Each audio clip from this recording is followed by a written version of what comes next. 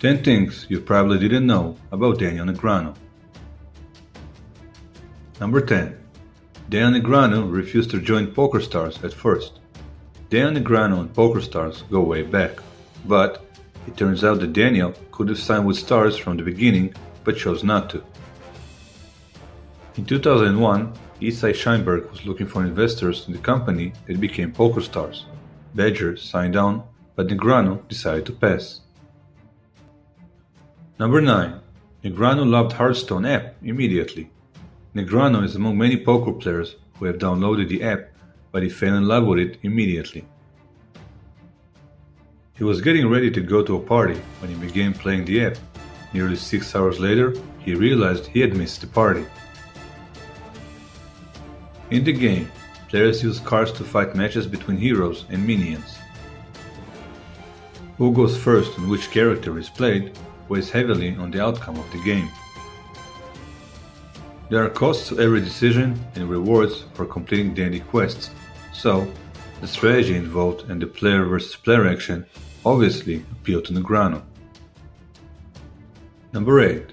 Poker had a bad effect on his emotions. The Negreanu family had a dog that passed away, yet Daniel did not cry nor showed any sad emotion.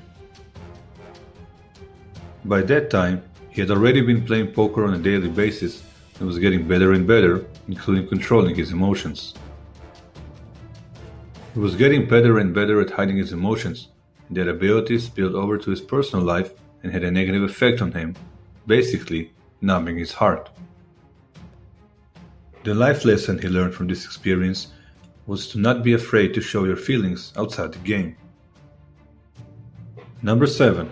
Negreanu paid a backer 50% of his winnings in the 1990s. According to the New York Times Magazine, Daniel began staking himself in poker tournaments in 2000. Until then, he needed a backer who took a 50% cut from everything he won in tournaments. Being able to cover his own entry fees allowed Negreanu to grow his wealth that much faster, and his independence has transferred into other financial areas of his life. Number 6. Negreanu has lost millions playing golf. Negreanu has lost approximately $3 million on golf bets, including a $1.2 million loss to poker rival and friend Phil Ivey. With that said, he claims to have won it all back over the years. Number 5. Negreanu's advice on poker tales goes against conventional wisdom. In the early 2000s, Negreanu wrote an article for Card Player magazine where he challenges the conventional wisdom of watching players' body language. According to Negreanu, the tales are in the action, not in subtle hand movements and nervous tics. Number 4. Negreanu wasn't always likable. In his youth, Negreanu was kind of cocky and arrogant, while some may say that he still is cocky and arrogant. As a teenager, Negreanu dismissed one of his teachers because he made more money playing poker than the teacher earned. I wonder if he ever apologized. Number 3. Negreanu lost all of his money in Las Vegas multiple times. When Negreanu took his first shot at Las Vegas, he brought $3,000 with him. One day later, he was broke. He went back to Toronto and built his bankroll back up to $3,000. Daniel returned to Las Vegas, and once again, he went broke. He repeated this process several times before he finally learned how to beat the games in Las Vegas. That took a lot of guts, since he could have stayed in Toronto and beat the home games and the private club games he was playing and succeeding, but he always wanted to beat and be the best. Number 2. His mom used to pack his lunch, and not when he was a kid. Once Daniel started staying in Las Vegas for extended periods of time, his mother felt the need to check in on him and make sure that he was okay. Once he had established himself and had a proven track record, he bought her a house in Las Vegas so she'd have a place nearby to stay.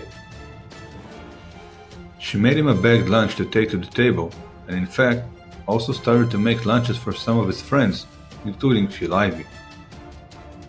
Number 1. Negreanu won the first WSOP event he ever played. Negreanu won his first World Series of Poker bracelet in 1998 when he won the $2,000 pot limit hold'em title.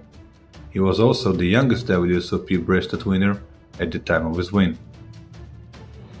He won his seat by beating Todd Bronson heads up in a satellite and planned on selling the tournament lamers if he won, as the cash equivalent represented more of his bankroll than he was willing to risk in a high-variance tournament.